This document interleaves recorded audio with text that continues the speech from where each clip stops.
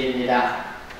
바쁜 손을 잠시 멈추고 마음의 정성으로 하나님을 예배하는 여러분께 오늘 성령 강림절에 성령이 주시는 은혜와 축복이 여러분 모두와 함께 하시길 빕니다. 역사랑과 사랑의 교제를 나누시겠습니다. 사랑합니다. 감사합니다. 함께 하십시다. 건강하시게요.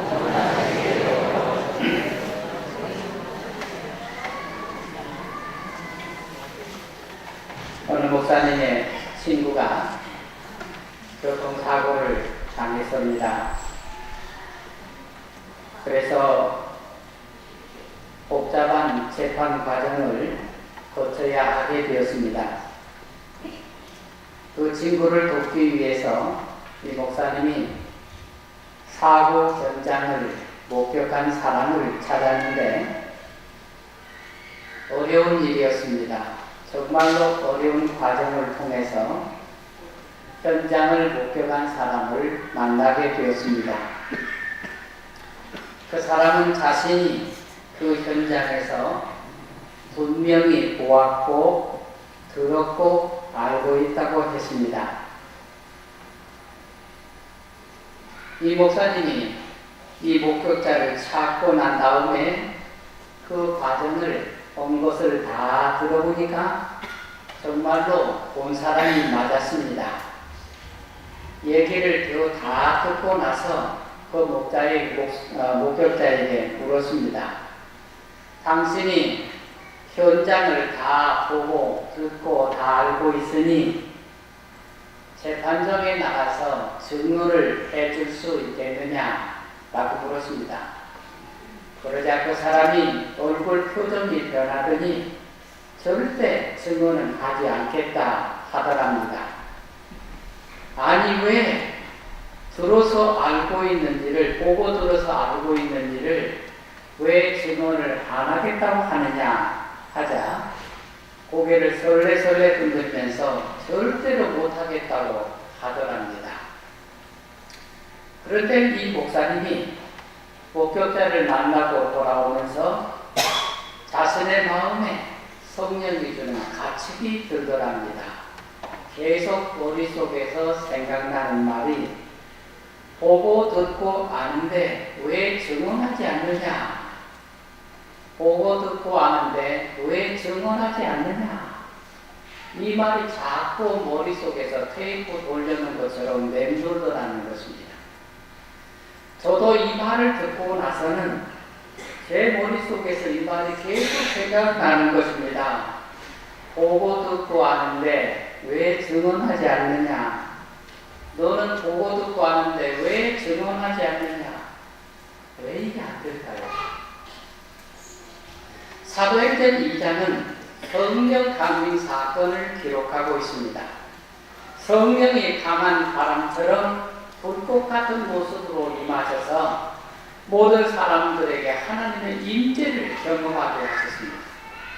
방언의 놀라운 경험을 하게 하시고 자기가 배우지 못한 말로 각 나라 방언으로 말하게 되었습니다. 놀라운 체험을 하게 된 것입니다. 이 성령의 강림으로 주님의 제자들이 변화가 되어서 그들이 할 수 없던 복음의 증언자가 되었습니다. 제자들은 예수님의 가르침을 직접 받았던 사람들이었습니다. 주님께서 보여주신 수많은 기적도 그들의 눈앞에서 직접 보았던 사람들이었습니다. 그들은 예수님의 십자가의 죽음을 보고 그리고 부활하신 주님을 직접 보았던 사람들이었습니다. 이렇게 많은 가르침을 받고 기적도 보고 그리고 부활의 능력도 보았으니 아니 본 것을 말해야 될 거 아닙니까? 아니 보았으니 말할 수 있어야 하지 않겠습니까? 그런데 복음을 전할 능력이 없었습니다. 성령의 강림으로 비로소 제자들은 복음을 말하고 전할 능력을 얻게 되었습니다. 성령은 제자들에게 죽음을 두려워하지 않는 권세를 주셨습니다.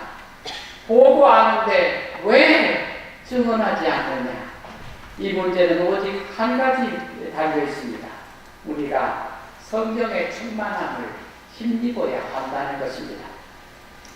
오늘 여러분과 오순절에 강림하신 성령 강림의 목적을 함께 나누고자 합니다.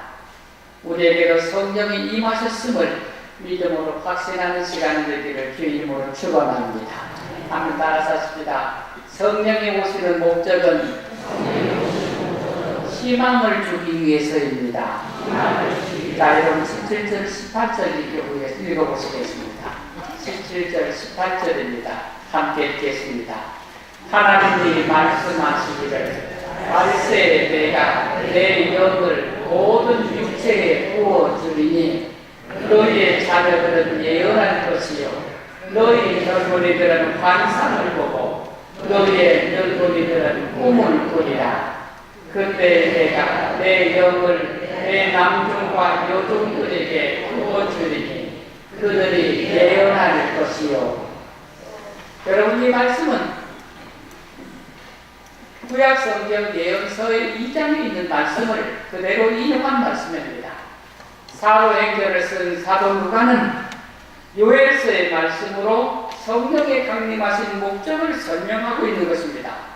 오순절날에 성령의 강림하셔서 놀라운 현상이 일어났는데 이런 일들에 대해서 성령의 증언을 예언서의 말씀으로 하고 있는 것입니다. 성령 강림은 아무 예고 없이 갑자기 된 일이 아니라 이미 예언자를 통해서 예고하셨던 일들이 이루어진 것이라는 뜻입니다. 내가 내 영을 모든 육체에 부어주리니 너희 자녀들은 예언할 것이요 너희 젊은이들은 환상을 보고 너희의 늙은이들은 꿈을 꾸리라. 육체는 사람을 말하죠. 내 영은 하나님의 영을 말합니다. 성령을 모든 사람에게 부어주시겠다는 것입니다. 이 말씀은 성령의 강림이 우주적인 강림만이 아니라 모든 사람에게 보편적으로 임하실 것을 말씀하시는 것입니다. 성령은 어떤 사람에게 특별히 임하는 것이 아니라 모든 사람에게 누구나 보편적으로 성령이 임한다는 것입니다. 유대인만이 아니라 이방인도 포함되는 것이고 예루살렘과 유다만이 아니라 온 세상 모든 사람들이 다 성령을 받게 될 것이라는 말씀입니다. 너희의 자녀들은 예언할 것이요 젊은이들은 환상을 보고 늙은이들은 꿈을 꾸리라. 이 예언과 환상과 꿈은 구약시대에는 특별한 사람에게 주어지는 하나님의 계시의 방편이었습니다. 모세는 하나님의 말씀을 예언을 받았습니다. 이사야 선지자는 성전에서 환상을 보았습니다. 에스겔 선지자 또한 환상을 보았습니다.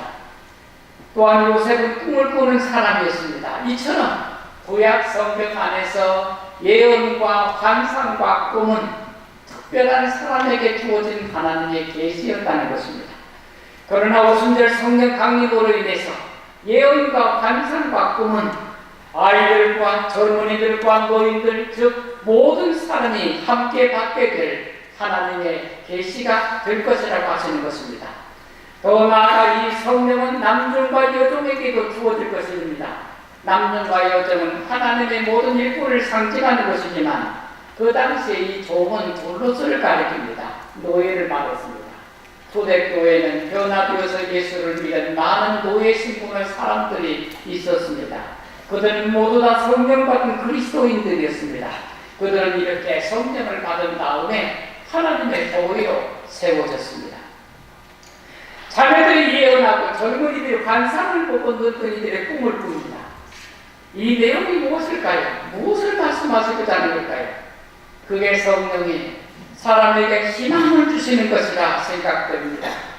그 희망은 하나님의 말씀으로서 예언이고 하나님의 비전으로서 환상이고 하나님의 미래로서의 꿈이 되겠습니다. 성령은 각 사람에게 희망을 주시는 것입니다. 이 환상과 꿈은 이 예언과 환상과 꿈은 하나님의 마음을 품고 세상을 살아가게 하는 것입니다. 모든 사람들에게 성령이 주어지는 것은 하나님의 마음이 그들에게 주어지는 것입니다. 그리고 그 하나님의 마음으로부터 예언과 환상과 꿈을 받게 된다는 것입니다. 우리가 성령을 받았을 때 우리는 하나님의 뜻을 따라서 생각하게 됩니다. 우리 성도들이 언제나 성령 충만하여 하나님 마음을 갖고 살기를 축원합니다. 여러분의 마음에 성령이 충만하여 하나님의 뜻대로 살아가기를 축원합니다. 여러분의 마음이 하나님의 마음과 하나님의 뜻을 따르고 하나님과 함께 살아가는 것, 이것이 인간에게 주시는 하나님의 희망이라는 것입니다. 두 번째 말씀을 나누시겠습니다. 따라서 합시다. 성령이 오시는 목적은 세상을 구원하기 위해서입니다. 여러분 19절부터 21절 읽겠습니다. 19절부터 21절입니다. 또 내가 위로 기사를 아래로 땅에서는 징조를 베풀리니 곧 피와 불과 연기로다. 주의 크고 영화로운 날이 이르기 전에 해가 변하여 어두워지고 달이 변하여 티가 되리라. 누구든지 주의 이름을 부르는 자는 구원을 받으리라 하였느니라. 성령이 오시면 알게 하는 일이 세상에 심판이 있다는 것입니다. 성령이 오셔서 사람들에게 하나님의 마음을 알게 하고 하나님의 소망을 품게 하고 하나님의 뜻대로 살게 합니다.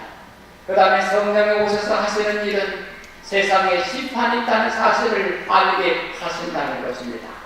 기사와 징조는 하나님의 날이 임하는 상징을 말합니다.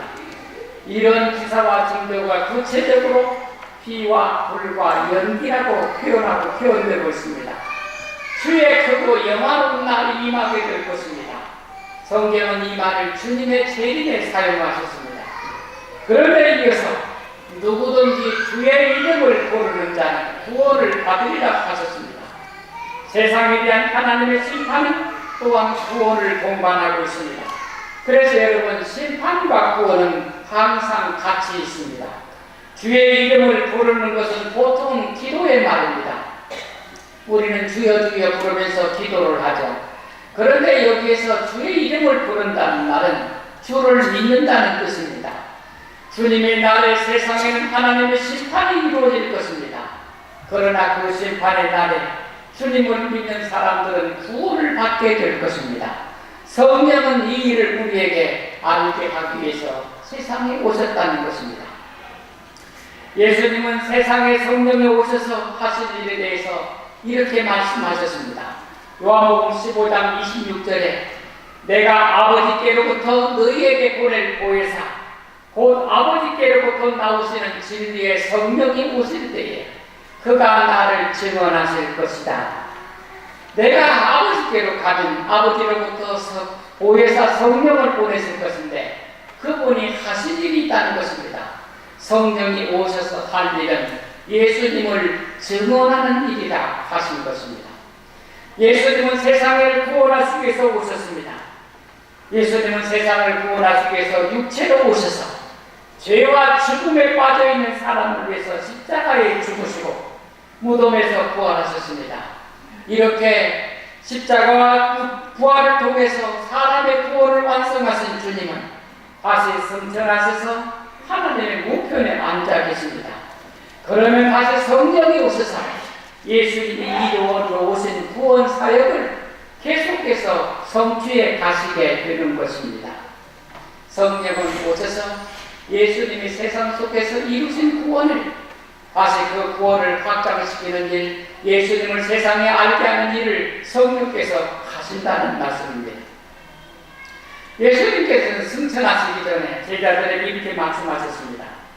사도행전 1장 8절 말씀, 오직 성령이 너희에게 임하시면 너희가 권능을 받고 예루살렘과 온 유대와 사마리아와 땅끝까지 이르러 내 증인이 되리라 하셨습니다. 성령이 오시면 제자들이 권능을 받고 복음의 증언자가 되신다 하신 것입니다. 세상을 구원하시는 성령의 역사는 사람들을 통해서 이루어집니다. 성령은 사람들에게 전도의 능력을 주시는 것입니다.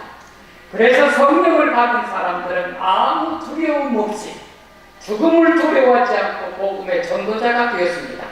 성령이 주는 능력을 힘입었기 때문입니다. 그러니 여러분, 우리가 성령을 받았다면 복음의 증언자가 되는 것을 부끄러워하지 않는 것입니다. 그것이 능력받은 것입니다. 여러분 안에 성령이 오셔서 여러분 안에 권능이 주어지면 여러분은 담대하게 복음을 전하는 능력을 부여받게 되는 것입니다. 성령은 구원하는 일을 하시며 그 일을 위해서 제자들에게 능력을 주시니 여러분 한산교회 성도들 모두가 다 그 능력을 받아서 전도의 능력을 갖기를 주의 이름으로 축원합니다. 작년에 우리 교회에 임진면 구역에 임영희 집사님이 전입해서 오셨습니다. 임 집사님은 대전에서 교회에서 신앙생활을 하는 동안에 성령을 받았고 체험을 한 후에 그 후로 예수님 전하는 것을 부끄러워하지 않게 되었습니다. 그래서 대전에서 다니던 교회에서도 언제나 시장에 나가서 전도하시던 일을 계속해 오셨습니다. 그리고 한산에 이사 오셔도 그 일들을 다시 시작하게 되었습니다. 장날이면 한산 시장에 나가서 예수 믿으라고 전도를 하는데 정작 한산 교인들이 불편해하는 것입니다. 그냥 혼자 조용히 믿지 괜히 사람들에게 믿으라고 말한다고 성작 한산교회 성도들이 불편해하는 것입니다. 여러분들이 불편해요. 예수 믿으라고 성도가 전도를 하는데 성도들이 불편해한다는 것입니다. 사람들마다 복음을 전하는 방법이 다를 수 있습니다. 그동안 우리 교회들이 많이 믿으라는 전도를 했어요. 말로 전도를 많이 했습니다. 지금은 우리가 실천이 더 강조돼야 돼요. 그동안 말을 많이 해왔는데 이 말이 이제는 잘 안 들려요. 왜? 성도들의 삶으로 따라가지 못하니까, 실천이 따라가지 못하니까 말 한 마디다가 이제는 잘 안 듣는다는 것입니다. 하지만 분명한 것은 임영희 집사님은 예수를 믿으라고 말하는 것을 부끄러워하지 않는다는 것입니다. 많은 성도들이 이 자체를 말하는 것 자체를 어려워하고 힘들어하고 그래서 자기가 믿는 것 자체에 대해서도 확신이 없는 성도들이 많습니다. 저는 여러분이 우리 임 집사님이 시장에서 전도하는 것을 이상하게 보지 않기를 바랍니다. 시장에서 만나면요 인사라도 하고 손이라도 잡고 악수라도 하고 수고한다고 격려라도 하기를 바랍니다. 괜히 쓸데없이 그런다. 그런 사람이 한 사람도 없기를 바랍니다. 저는요 저와 한산교회 모든 성도들이 다 그렇게 할 수 있기를 소망합니다. 예수 믿는 일이 뭐 부끄러운 일이에요. 하나님께서 그 아들을 세상에 보내셔서 십자가에 달리셔서 우리 죄를 속해 주시고 부활하셔서 우리에게 영생을 주셨는데 이게 기쁘고 놀라운 일이 왜 부끄러운 일이에요? 왜 말을 못하는 일입니까? 우리 모두가 성령을 받았어요. 그 일을 결코 부끄러워하지 않냐고 즐겁고 담대하게 말할 수 있는 능력이 저와 여러분 모두에게 주어지기를 주의 이름으로 축원합니다. 여러분 알렉산더 대왕을 여러분이 잘 아실 것입니다. 헬라 세계를 통일을 했어요. 그는 위대한 왕이었습니다. 그런데 이 알렉산더 대왕이 가장 싫어하는 것이 있었습니다. 그 용맹에서 세계를 제패한 왕이 싫어하는 것이 있었습니다. 그게 뭔가 하면요 비겁한 걸 싫어했습니다. 수많은 전쟁을 치르고 나라를 정복하고 헬라 세계를 거대한 제국으로 통일한 이 알렉산더 대왕이 사람이 비겁한 것을 제일 싫어했어요. 비겁한 것이요. 어느 날 전쟁 중에 한 병사가 도망을 쳤어요. 시원하게 싸우다가 이 겁이 나가고 죽을까 몰라서 도망갔어요. 그런데 도망간 병사가 나중에 잡혀왔어요. 황제 앞에서 이 병사가 덜덜 떨면서 무릎을 꿇고 있었습니다. 얼마나 무서웠겠어요. 두려웠겠습니까?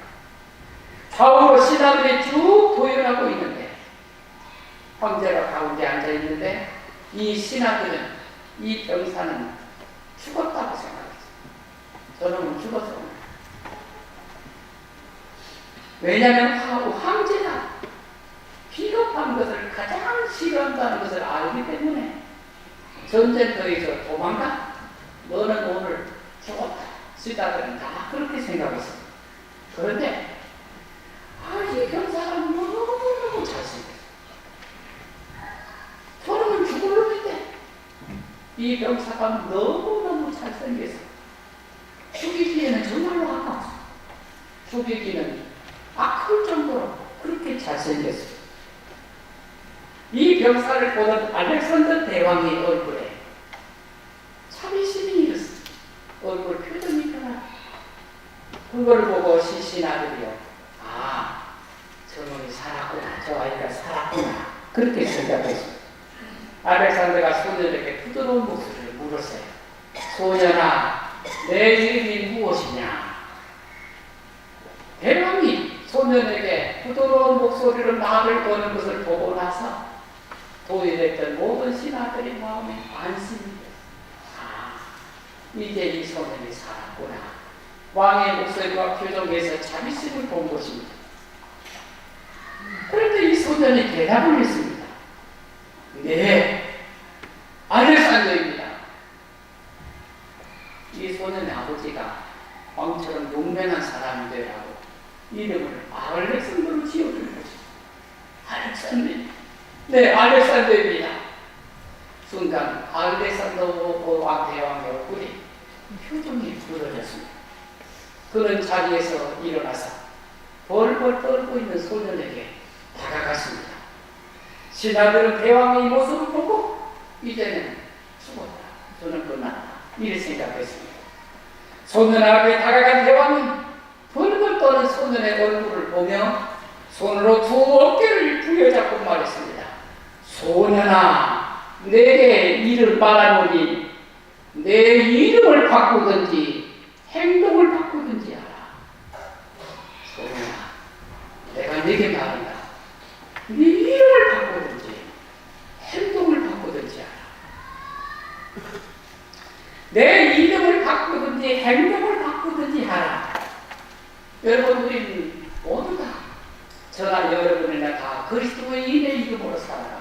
그리스도의 이름으로 살아갑니다. 우리는 그리스도인입니다. 우리는 그리스도의 이름으로 세상을 살아가는 사람들입니다. 그 이름은 가장 강력하고 권능이 있는 이름입니다. 세상에 어떤 이름이 하나님의 이름을 닮은 사람이 이름이 있습니까? 우리는 그리스도의 이름을 가졌습니다. 우리는 하나님의 이름을 가졌습니다. 우리는 하나님의 이름으로 세상을 살아가는 사람들입니다. 전능하신 하나님의 이름으로 세상을 살아가는 것입니다. 그런데 우리가 살아가는 것이 권능이었습니다. 그렇지 못한 것입니다. 우리는 그리스도인답지 못할 때가 많습니다. 우리는 우리가 믿는 분을 말하기를 조종합니다. 그분을 말하기를 부끄러워할 때가 많습니다. 그분을 말하고자 하면 가슴이 콩닥콩닥 뛰어서 말하지 못합니다. 자신감이 없습니다. 오늘 그런 우리를 성경에 오셔서 격려하십니다. 성도여, 목사여, 내 이름을 바꾸든지 행동을 바꾸든지 하라. 성령은 권능을 주십니다. 그 이름을 말할 뿐 아니라 그 이름을 위해서 어떤 수치도 부끄러움도 박해도 다 받을 수 있고 죽음을 감당할 수 있게 하십니다. 성령이 우리에게 오셔서 오늘 이 권능을 주신 것입니다. 성령은 세상을 구원하시러 오셨습니다. 성령은 그 구원하시는 능력을 우리에게 주셔서 우리로 하여금 세상을 구원하게 하시는 것입니다.